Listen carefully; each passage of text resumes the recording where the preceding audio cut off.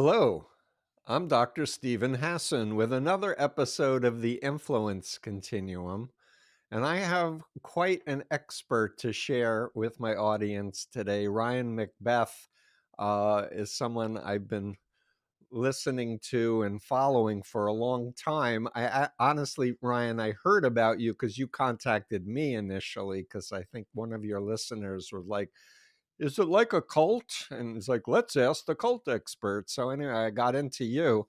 For my listeners, I just want to say that you are a fascinating character. If I say that with endearment, you're a software architect, a novelist, a triathlete, a YouTuber. You're into cybersecurity, OSINT, which is open source intelligence, military topics. You have an expertise in military topics because yourself are a vet. 20 years in an anti-armor and heavy weapons infantryman with 2 overseas deployments. You do consultations for government customers, consult with intelligence collection. You have a very popular YouTube. Ryan McBeth Programming is your YouTube thing. And you have a Substack that people can subscribe to, ryanmcbeth.substack.com. And you're on Twitter, Ryan McBeth, and Instagram, The Real Ryan McBeth.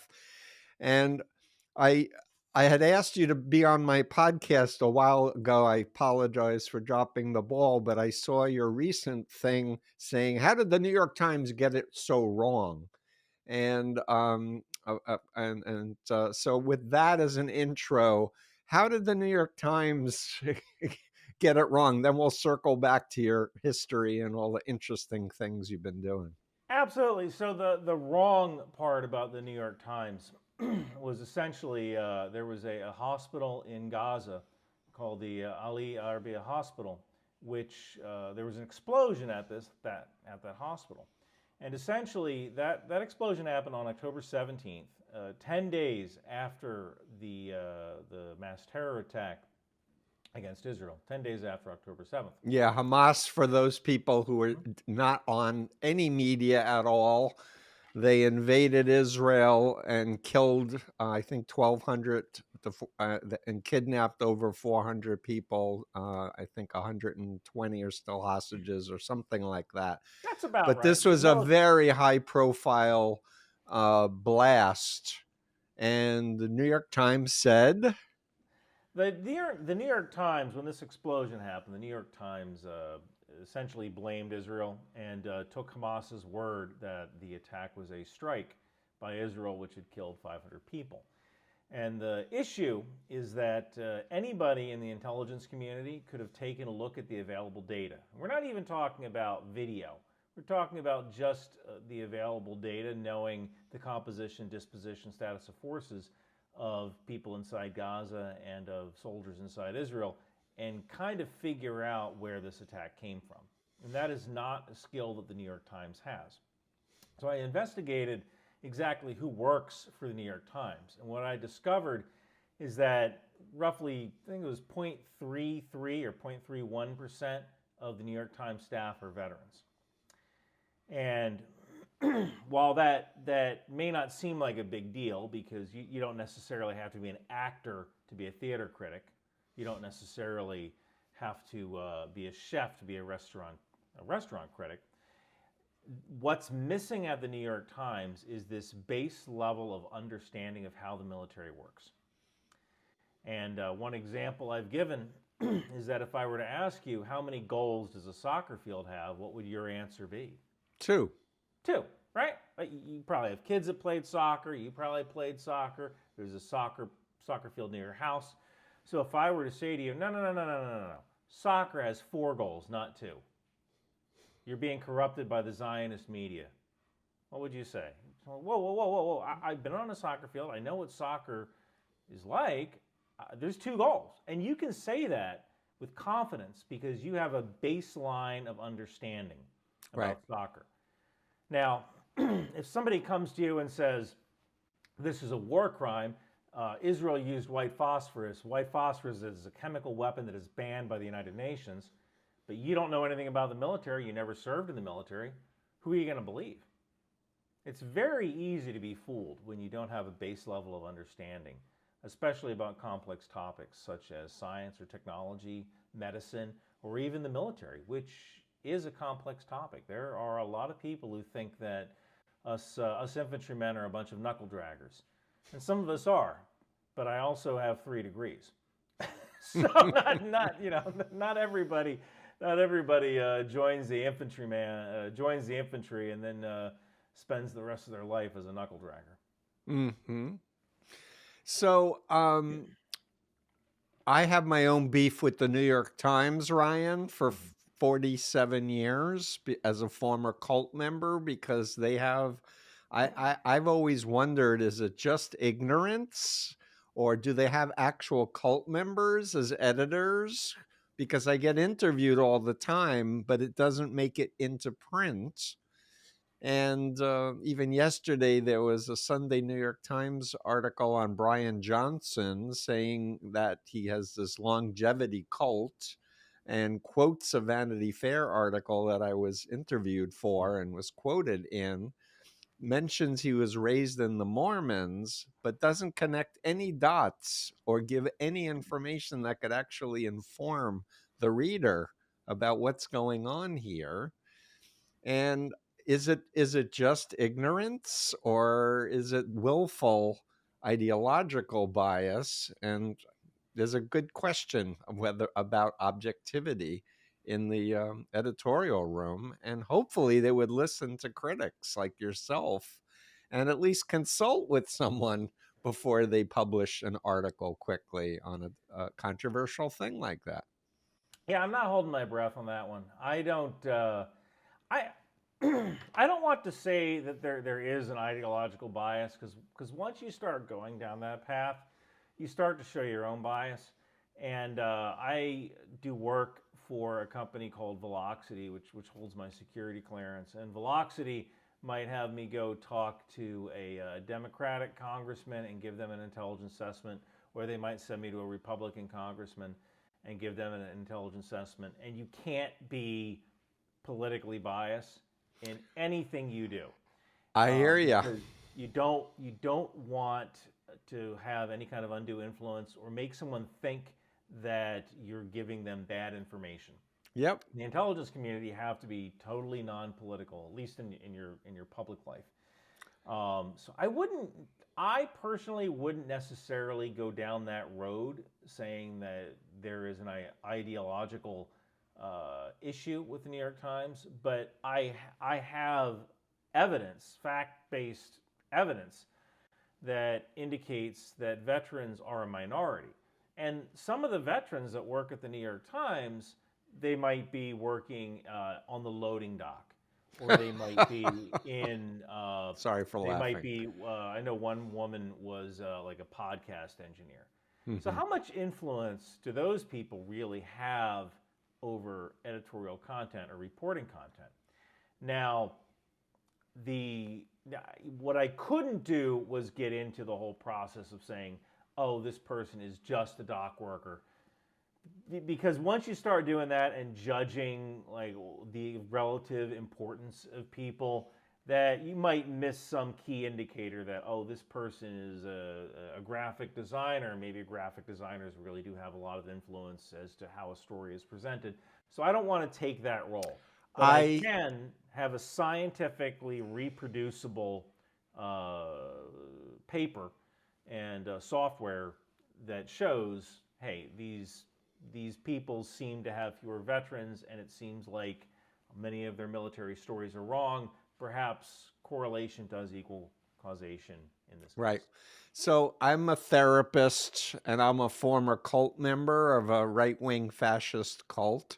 So I have a bias, and I just think it's easier as an expert witness to admit my bias, and people can judge me. I really went out on a limb by writing the book that's over my shoulder, The Cult of Trump, and alienated a lot of my population of people who would hire me to help a loved one get out of a cult because of the title of the book.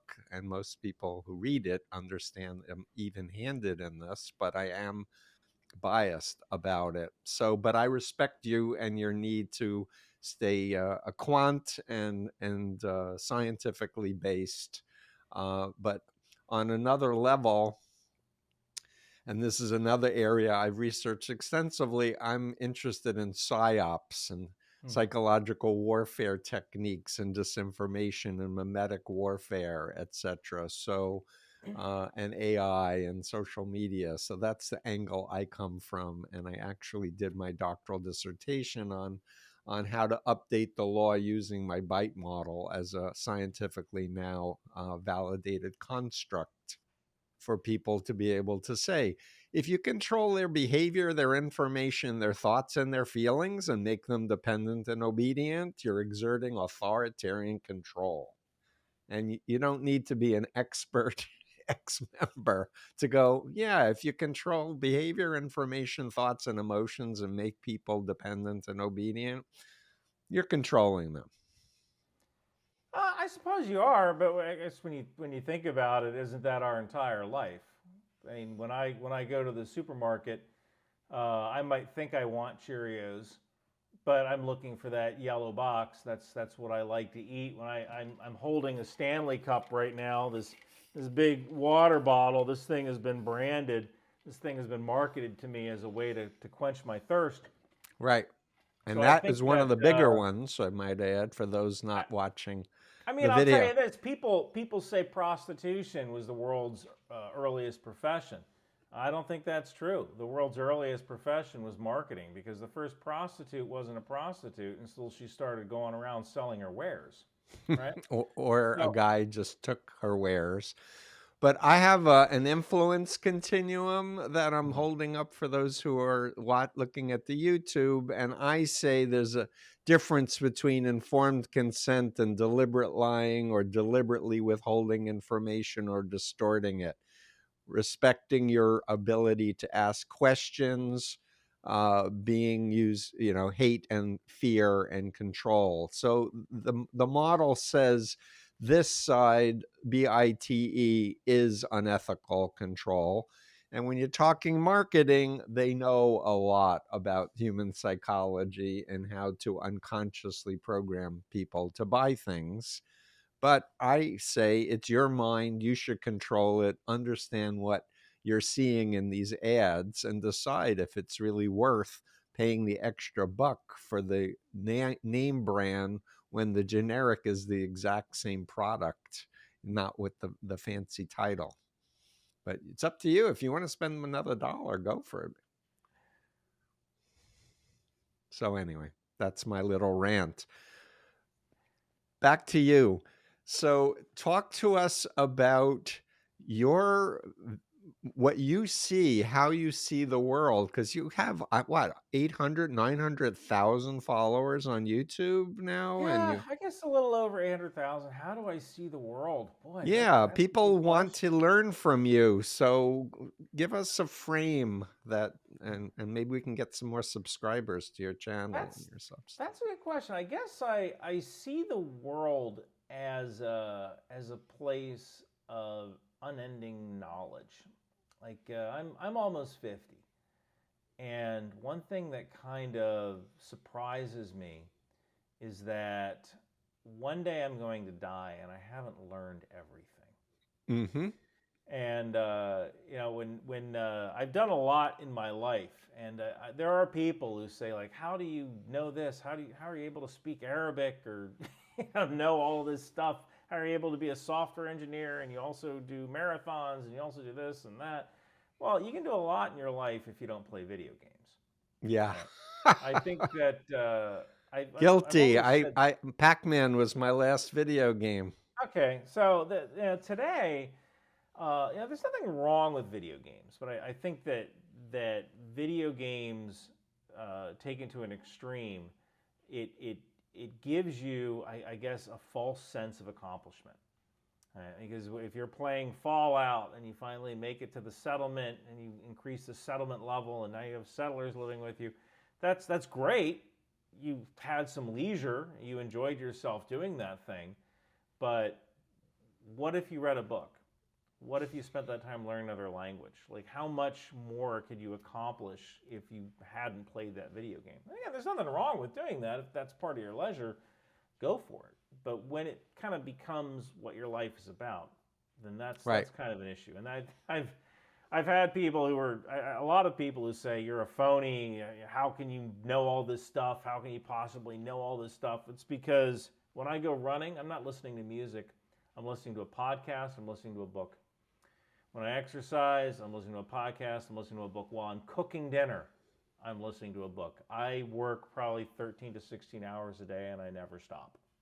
Like Yeah, so I'm we're never. very I'm curious. similar, you and I, because I love to learn, and I Yeah. feel I'm almost 70, but I feel like I get smarter, and the smarter I get, the more I realize how little I know and how Yeah. much more there is to learn. So I love Yeah. to learn. There's a lot to learn, and I kind of feel like a lot of uh, the world is so big, and there is so much to learn. And one of the smartest things someone ever told me was the director of talent for Newsmax. She gave me this piece of advice when Newsmax hired me as an intelligence consultant and a military commentator. The director of talent said, when you are on camera, you need to think about how you're going to present this information to a woman who's worked all day and is trying to make lunches for her kids and is half listening to the TV. Hmm. And that one piece of advice, Valerie was her name. She that piece of advice was golden, because what it allowed me to do was understand that I have 20 seconds to get a very complex point across to an audience that's half listening. And I think just that piece of advice made me so much better as a communicator of very complex topics. So I'm that's kind dying of to how I know see the world. what's the trick that you learned, because to me, somebody recently said, Steve, you have 3 slides to Mhm. explain what you want people to know. What are those 3 slides? And I'm like, I haven't a clue. I know the first one might be that I got recruited into a cult and I experienced what it's like to be brainwashed and come out of it. But I have so much more that I want to explain. I don't know how I mean, I can talk about the influence continuum Yeah. and bite model, but that doesn't even touch the base of it. Well, I think the trick is to edit and edit and edit until you have a very good quotable sentence that someone can repeat at a party, or if they're talking to their friend at the dog park while their kid is playing on the swing set. Uh-huh. I guess one recent example is regarding the Houthis in Yemen. And we had recently struck the Houthis in Yemen, and my quote for that was, when a dog bites you, do you go after the dog or do you go after the owner? Well, who's the owner of the Houthis? Iran. The Iran, Yeah. right? So, like, you gotta So you you got use analogies. That's a analogies, good yeah, one. maybe. That's a really good one. So and I need actually, your help, Ryan. I need to set up a consultation with you, buddy. I've only been in the media for 47 years, but I haven't mastered what I think I could. I mean, the closest thing I've gotten to is it's your mind and only you should control it.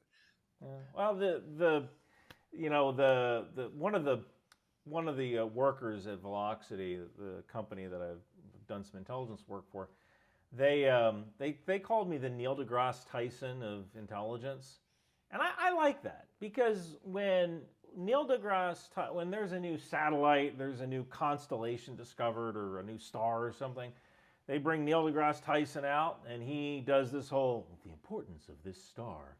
Yeah. So I wanted to be the guy that could Yep. be rolled out and say, well, the reason tank turrets pop off their hulls is that Russian tanks have all of their ammunition in a circular magazine underneath the hull. So when the hull is penetrated, the turret pops off like you've squeezed a Pringles can too hard.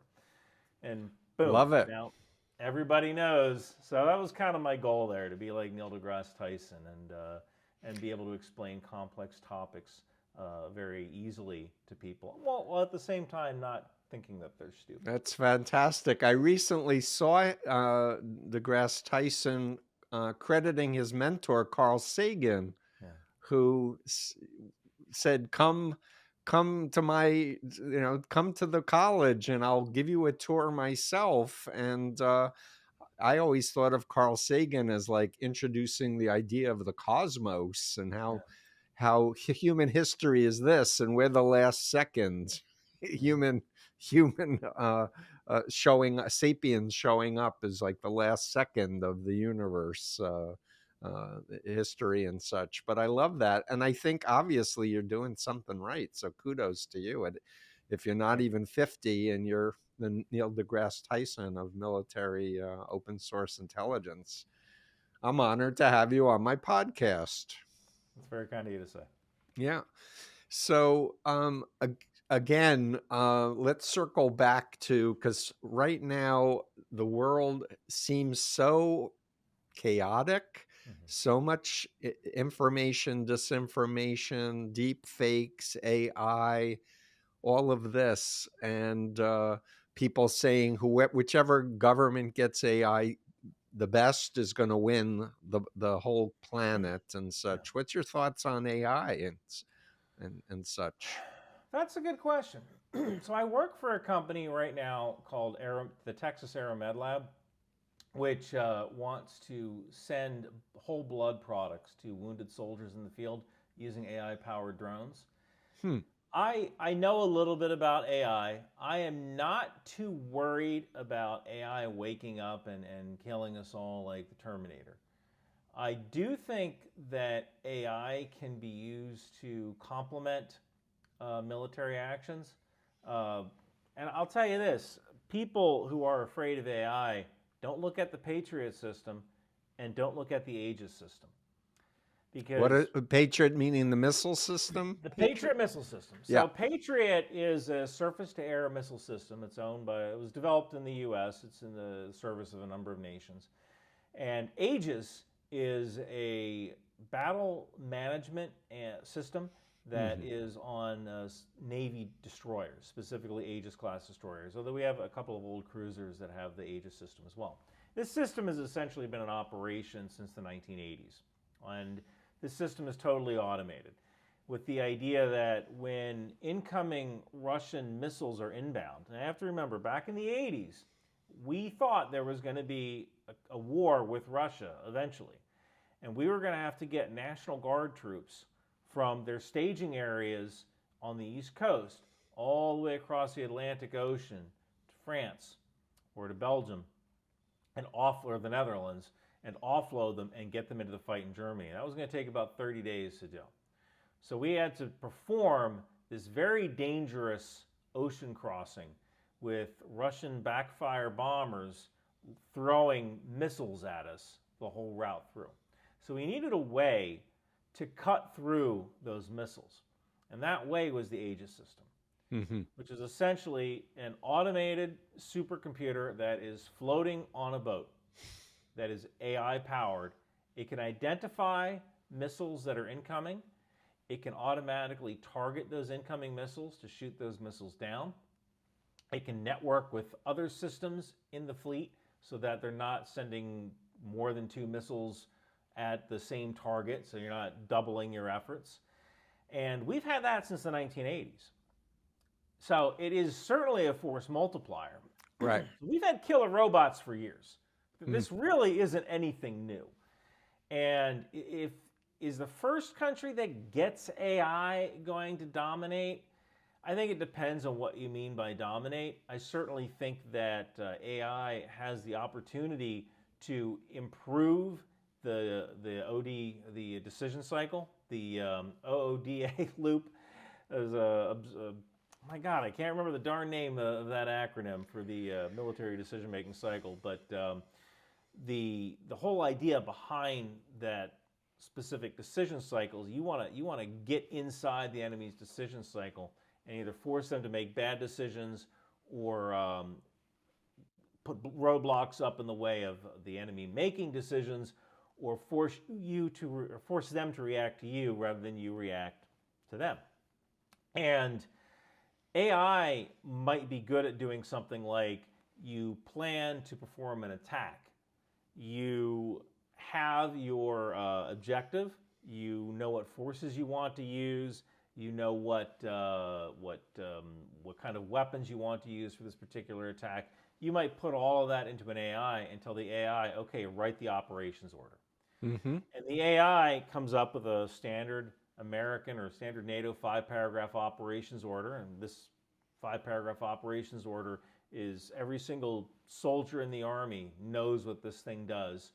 And it's a standard template on how to perform any kind of military action. So Mm-hmm. you might give the AI all this information, and the AI does in seconds what would take an Army officer hours to do.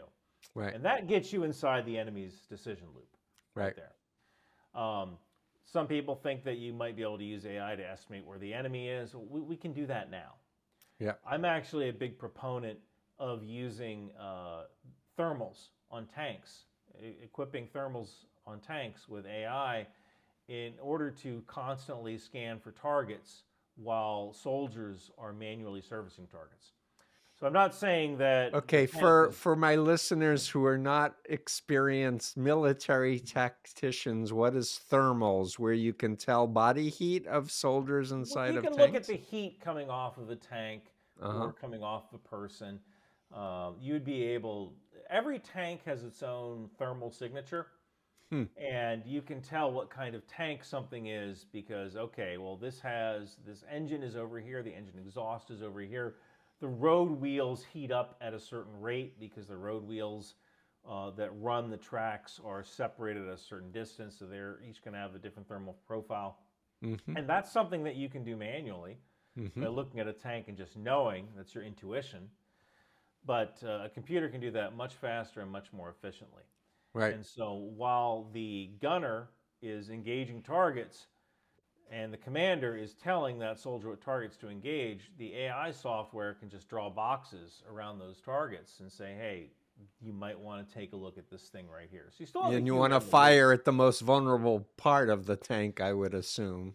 That well, so that's an interesting one because I've corrected people on that before.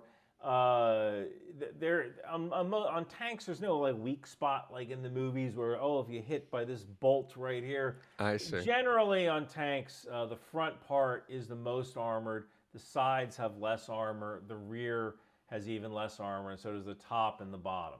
Mm-hmm. So for the most part, the weak part is on the side or in the rear, and most soldiers know that that's where you want to go for a kill shot if you're able to do so. Got it. Fascinating. So I can't help but go into my expertise for 1 minute with Mhm. you, if you don't mind, and Sure. just say it seems to me like information warfare is been escalated where kinetic warfare is taking place, the actual combat. But there's so much going on now, and the US has no data privacy protection for its citizens. We have no regulation on social media. We have bad actors saying America needs free speech. We can't say, anything against anyone who says we should take guns and kill everybody who doesn't agree with us. And I disagree. I'm in the world of undue influence, and I don't want to see Americans killing Americans because Russia is doing cyber hacking of our brains, or China is, or Iran is. So that's what makes me a little bit crazy, that the only solution that I can tell, if we can't get a top down solution, is educating everybody how vulnerable our minds are. I and think you're right. I I think free speech is a good idea. Yep, me too. I have had people run ideas by me of restricting speech or requiring that people who post online have their real names or use their real names. I don't see that as a solution, especially because there are some circumstances where anonymity is very useful. If you're a kid who's just kind of discovering their sexuality and you want to kind of figure out what you're all about, you might not want to use your name while asking questions about certain things. And Yep. that's got God, 30 years ago, people who felt different had to suffer in silence, right? And now at least there is a community, an online community, um, that can thousand help guide percent. them through that process. Um, I think the answer is to educate everybody. I mean, look, when we were born into this, for the most part, many people in America were born into this democracy. Yep. And part of the responsibility for living in this democracy is eternal vigilance, Yep. and it is education. You Yep. want to be that informed voter. So I think that perhaps we have slipped a bit when it comes to civics. Maybe in addition to the standard kind of civics where we talk about this is the Supreme Court, this is the executive, legislative, judicial, whatever, Yes. maybe we also need an online component where we say, here is how you can identify what might be misinformation. I don't want to live in a country where our internet is restricted because the government doesn't think they can trust us. Right. I think that you've brought a couple of books to my attention, but I know one book was called The Wisdom of Crowds, Mm-hmm. which basically said that on the whole, people tend to get it right when Mm. it comes to making complex decisions. Yep. And I think that there is a wisdom of crowds component here, but I'm also in favor of kinetic action against inauthentic actors. Right. And that meaning if there are people who are foreign actors that are performing disinformation, well, then we need to consider them a combatant. Right. So I just want to And comment. There's a famous book called The Madness of Crowds 2, oh, okay. which is the contagion effect of, faux viruses or whatever, where there's really not a virus. Yeah. But I guess what I want to say is, because I'm part of a forensic think tank at Harvard Medical School, so I've been doing a deep dive in understanding the law and wanting to update the law. And the law has a principle that says it's a crime to call fire in a crowded theater Mhm. because of the high potential that people will get hurt. If there's a fire in the theater, it's your obligation to cry fire, or at least to say, let's move to the exit as quickly as we can because I smell smoke. But the point is when Michael Flynn or other people that I hear are saying, Alex Jones, we need our AR-15s because we have to get ready to kill all of the evil trafficking Democrats. In the UK, they arrest people who are calling for jihad and to do mass violence on people to protect the public. And I just think we should have free speech, but there needs to be an idea of community standards of responsibility to be honest and accurate and not just make up things like there's a trafficking chain at the bottom of Comet Pizza and the guy shows up with a rifle and there's no basement.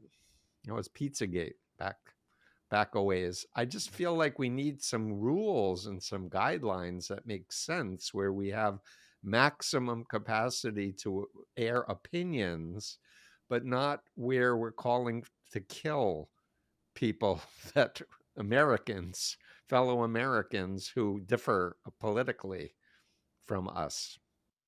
Yeah, I wasn't aware of anything like that happening, but I would certainly believe that any kind of terrorist laws would help prevent something like that. And one of the things that I've discovered doing research on misinformation is that lying is protected speech.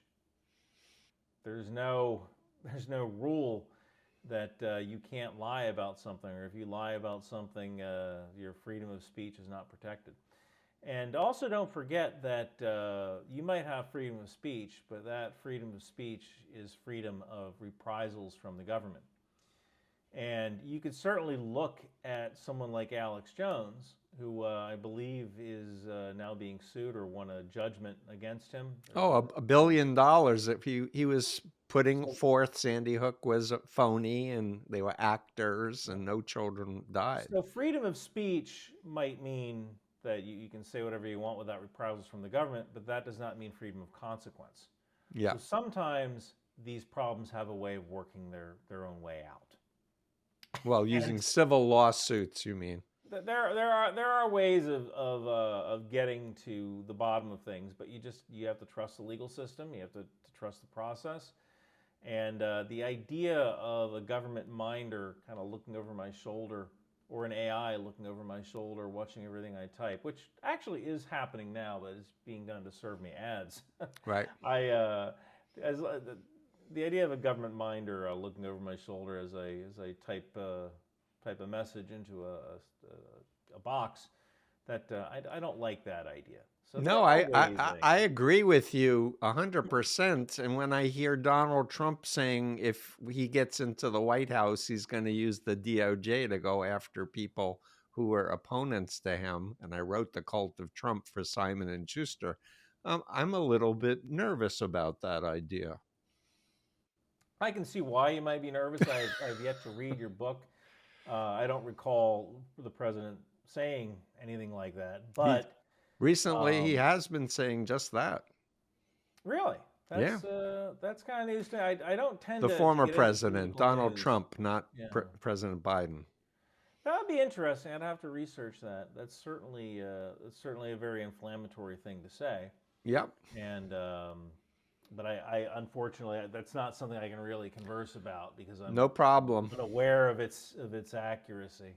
No, but I wanted to feature you, Ryan, and your expertise because I think you have a very valuable role to play to educate the public about military stuff and intelligence stuff. So, and I'm still thinking about your comment about do you go after the dog or the owner? Like, I love that. That is so spot on. Yeah, I mean, it everything. One of the big issues is that so few people have served in the military. Mm, I think it's between 6% and relatively recently 0.5%, at least veterans of the global war on terror. So few people have served in the military that that base level of knowledge just isn't there. And yeah. we have all of these veterans who have come out into the population who can do all sorts of amazing things if they're just kind of given a chance to do Right. these amazing things. And it's this resource that we're just kind of wasting. Yeah. And yeah, and that's a resource that could be used to help educate the public. And I've often said to people, I got some flack for talking about this on Destiny stream. Destiny is this video gamer, and I think he's known in liberal circles as a person who debates conservatives.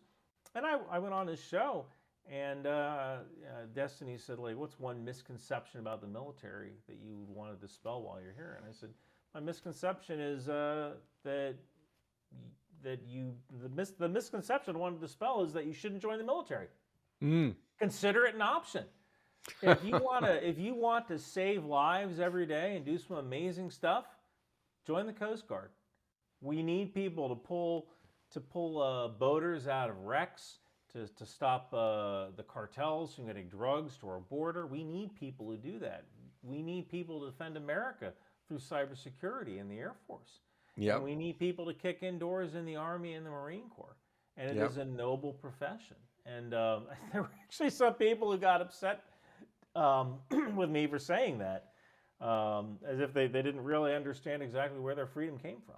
Yeah, no, I'm with you, and in fact, I'm about to interview a man who grew up in Scientology, who became a helicopter gunship pilot, served 20 years, and he thanks the military and thinks that any analogies to the military as a authoritarian cult is like totally wrong. And so we're going to be doing that interview. And if I may just cycle back to something you talked about just a few moments ago about civics education, I interviewed Louise Dubé of icivics.org, because you were talking about educating people online. There's an organization that Sandra Day O'Connor actually set up, former Supreme Court justice. She and Louise granted me an interview. It will be coming out shortly on my channel. And she's doing great work. And there are like 9 million children a year are getting educated about how government works and how to get involved, even locally in government, and to develop a consciousness that it's based on the notion of community and taking care of each other, not greed and like how much money can I make by going into, public office, how can I rip off, contractors or whatever. It's like, no, this is service to the greater cause, greater good. Do people really think that?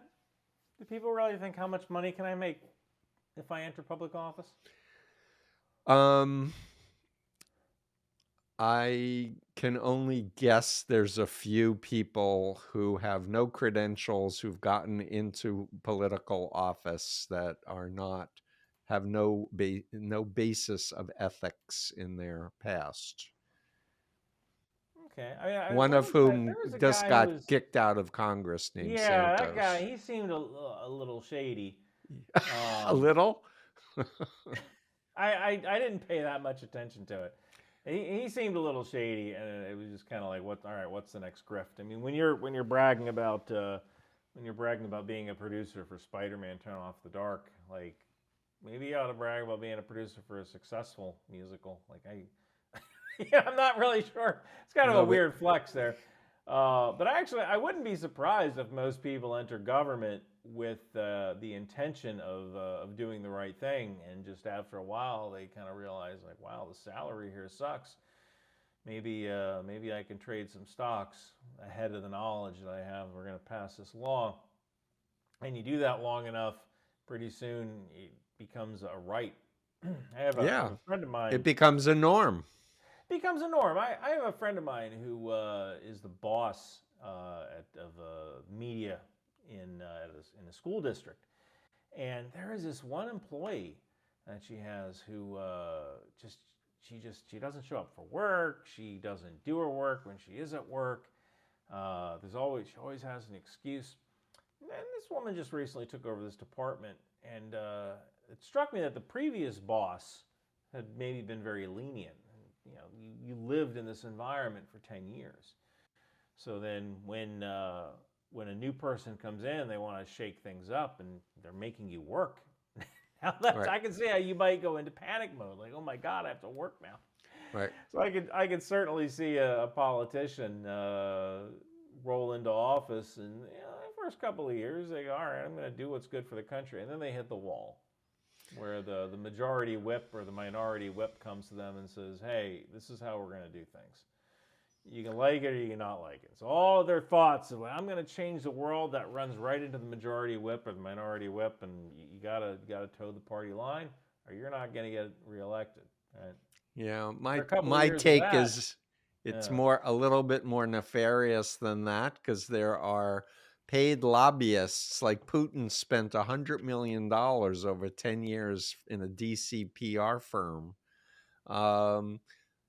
hiring lobbyists to Yeah. take out politicians and offer them this and offer them that. And what we know from our form of government, there needs to be checks and balances. Yeah. And when you take those checks off, like you can't be a lobbyist for X number of years after you leave office. There used to be a law that you couldn't, and that got taken away. So that just incentivized people to, I think what Facebook has 1,500 lobbyists or some ridiculous number, full-time lobbyists. I wasn't aware of that. I know that John Bonner, when he left his position as Speaker of the House, he went to work for a cannabis company, which I thought was kind of interesting. Like he is a smoker. That is one thing I liked about John Bonner. We both agreed that that there should be indoor smoking in the White House cloakroom. But he went to, I know, you should be able to smoke indoors like a civilized person, but Well, I know I'm on the wrong side of history with that one. I interviewed Dr. Peter Grinspoon on his book about debunking the myths of medical marijuana, and I just read last night that there was a federal study Mhm. saying that we should decriminalize it What nationally. was the book implying that medical marijuana was not beneficial, or that it No, was? it was saying that it was, that it's gotten a bad rap compared to alcohol, that Mm. it has many more therapeutic uses. Peter's father Mhm. was a Harvard psychiatrist who wrote a book called Marijuana Reconsidered in 1971, Mhm. very controversial. But Peter's brother had leukemia, and smoking pot was the only thing that decreased the nausea from the chemo so he could eat. And Yeah, his there might father was be. like, we gotta reconsider this. There's a beneficial use here. There's a therapeutic use here. Well, And that certainly goes into the whole idea of using actual hard evidence-based data versus things that you've personally experienced. And I've never done that stuff. Like, you're talking to a guy who does triathlons. There's a right. reason that I do that. I need the pain, right? Like, no, I'm But you serious. Like smoke cigars. That's not good for your no, lungs, you look, athlete. I I'm teasing you. I'm teasing you. I uh, I I live a very cushy life. Yeah, I mean, yeah, all right. So I might work 13, 16 hours a day, but I'm not working 13, 16 hours a day at the mill, right? I'm sitting down and I'm talking to you and I'm using my brain and I'm typing. Yeah. And I think that getting us out of our comfort zone and making us run in the cold or do something you don't want to do, like do a half Ironman, go 70.3 miles, whether you want to or like Right. yeah, that is not a normal thing to want to do. Right. So creating that level of pain in my life, I think it is a way of reminding me that my life is pretty darn cushy. I don't It's know if there's cushy, a but it's medical also, reason why I do this or a psychological reason, but that's my reason. Like, I need that pain. I need that striving, that suffering. well, I think the striving is the piece and the discipline to say, you know what, I'm going to make a goal Yeah, and I want to push my limits yeah. and not get soft. I think And that's very valuable. in my experience, one of the things I've noticed about people who smoke marijuana, even people who claim to smoke medical marijuana, and I've dated girls who they smoke marijuana or they vape Hmm. marijuana, and the excuse, oh well, it helps with my paranoia or it helps with my Helps with your anxiety. paranoia, usually makes you more And paranoid, I I, thought. I wouldn't know, but I think that for a lot of people, that's really an excuse to smoke marijuana because they like Right. getting high. And if you like getting high, just admit you like getting high. Don't try to kind of hide it with other excuses. Right. There may certainly be evidence-based research that medical marijuana is good for you or helps in certain cases. The idea of a leukemia patient or a cancer patient who can't smoke, who can only eat after they smoke marijuana, and I don't know the physiological reason for why you want to eat after smoking marijuana, but if that helps them, I see no reason why you shouldn't. But I'm also fairly libertarian when it comes to if you wanna do drugs, it's your body. Go Mm. do drugs. Yeah. You're not making me do drugs. Right. That doesn't mean you should get in an airplane afterwards. Right. No, I've totally. advocated that one of the things that we should do with our military is decriminalize or legalize the use of marijuana. Mm.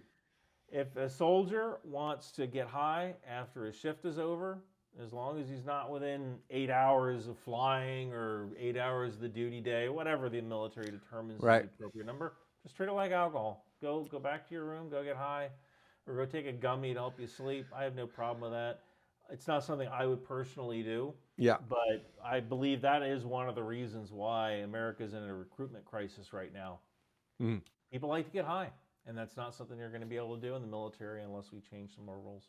Yeah. So I'll just say that Richard Nixon had a whole scientific panel that in the 70s said marijuana should be decriminalized. It's Mm. not that bad.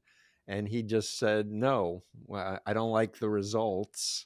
So, but there was literally another report that came out about this. But there's also, if you're young, if, having there was just a report about psychosis in young Yeah. people, talking about how marijuana has gotten 20 times stronger than it was in the 70s or 80s.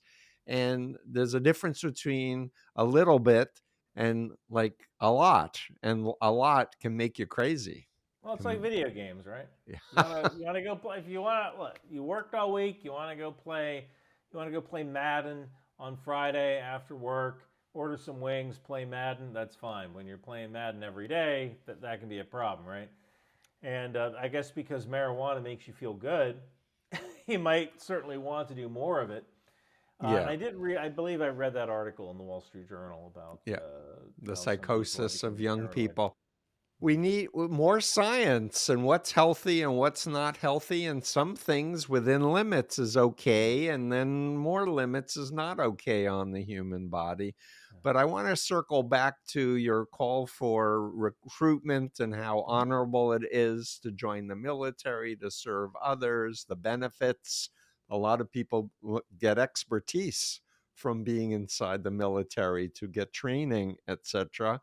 And the notion of civics, that we're part of a greater whole, and that, part of the human experience is we're not an island, and that we owe an obligation to people in our community and in our country to think of the country and not just my party. And I've interviewed a bunch of people who are just like, I just want to come back to the basics of the Constitution and rule of law and common decency and not doing to others what you don't want done to yourself, and respectful disagreement. If you have intellectual conversation and just, discuss it and consider changing your mind if the evidence is there, and not just, well, I've always been this way, so I'm going to stick to my guns. It's like, why? And I'll just say one more thing, if you don't mind. It's just Mm. like there's so much change happening. I think the future is going to be with people who are flexible, resilient, open to new ideas, and not people who are just like, we need to do it the old way or else. I'm old enough to remember that Tip O'Neill and Ronald Reagan were friends. Me too. They were friends, Yeah. and I am old enough to remember. I'm old enough to remember Ronald Reagan and Walter Mondale debating, where Reagan said, "I will not let my opponent's youth and inexperience be a factor in this election." I And remember that too. Mondale laughed at that. He thought Yeah. that was funny. Okay, you got me, Reagan. You Yeah. got me on that one. And I don't again I don't really have a solution for this other than civics-based education, and maybe we need to stop thinking about politics as a team-based sport. Mm. If you look at when I grew up, my dad was an Eagles fan. I think that's probably one of the reasons I don't really watch football. Philadelphia Eagles fan. Philadelphia Eagles. My Oh. dad was an Eagles fan, and my dad would go to the games, and he would tailgate, and he once missed my birthday because there's an Eagles game. And when I've told that story to other Eagles fans, they've gone, "So?" I have a Of good course friend, we're Hoyt going to the game. Richards, who's an Well, Eagles hundreds of fan. birthdays. Right. Plenty of birthdays. It's a game. There's 17 of these every year. That's funny. So, yeah, I remember the growing up an Eagles fan, and I saw. Look, I can tell you this. I will tell you today, and this is a treat for all your listeners, why Chris Christie will never become president. I'll tell you why today. Because he Because dropped out. he is a Dallas Cowboys fan. Uh, And he grew up, he's roughly the same age as me. He grew up in the whole Roger Staubach era. I probably had a picture of Roger Staubach on his wall, autograph poster or something like that, right? So he grew up a Cowboys fan in New Jersey. And I don't think there is anyone more hated in New Jersey than a Cowboys fan. So that's how. So now you've got every single Jets, Giants, and Eagles fan absolutely refusing to vote for you because you tried to high five Jimmy Johnson at a game once, and there's a picture of you missing that high five. So I can. So that's how people. That's how rabid people are about their teams, about being on team. I am on Team Jets. I am on Team Eagles. I am on Team Giants. Right to the point where they might not vote for someone they might like otherwise because he likes a different team. And I look at stuff now where you have some politicians who seem to be doing this not necessarily for the benefit of the country, but for the benefit of the team. Yes. And that's there's always been that in a certain sense. And when you look at voting back in the 1800s, there was a question as to whether government provide ballots were even constitutional. You used to go to the newspaper. If you're a Democrat, you got the Democrat Sun Sentinel. If you're a Republican, you got the Republican Daily Mail. And you would clip out the ticket. You'd vote the ticket. That was the ticket that was in the actual newspaper. You'd cut that out. You'd drop that in the ballot box. That was your ballot. Wow. Right? So that was a team sport back then. I'm actually doing a video on how soldiers voted in elections. There was actually a bit of misinformation that was spread about about Ukraine. Someone had said that Ukraine banned, or Zelensky banned elections. This man is a tyrant. And if you look at Ukraine's constitution, only took me less than a minute to look up the rule. Article, I believe it was 83 or 86, the Ukrainian constitution, is that they can't hold elections during martial law. And they have been re-establishing martial law every 90 days in Ukraine in order to keep the saboteurs and foreign agents, in order to create special rules to go after the saboteurs and foreign agents. So they literally can't have an election. Right? But it made me wonder, like, all right, well, how did we do an election back during World War II? World War II, there were African American soldiers who were under Jim Crow who had to pay poll taxes. Yeah. Based on their state. Well, how do you pay a poll tax when you're out in the middle of the Pacific? Right. Or when you're in North Africa? Right. How do you do that? Good point. Even back during the Civil War, there was a huge issue, and from what I understand, in 1844, I believe, Maryland was a slave state during the Civil War, but they were on the Union side.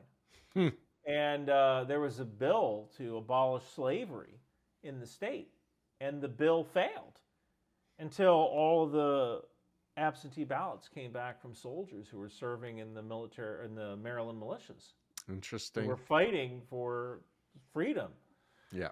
And that bill, which they thought had failed, actually passed due to all those soldiers and their military ballots getting back. So it's a fascinating little. This should be a good video. It is fascinating, and I can't let you go without commenting since you brought up Ukraine. I mean, I just really, really, really am concerned about Putin.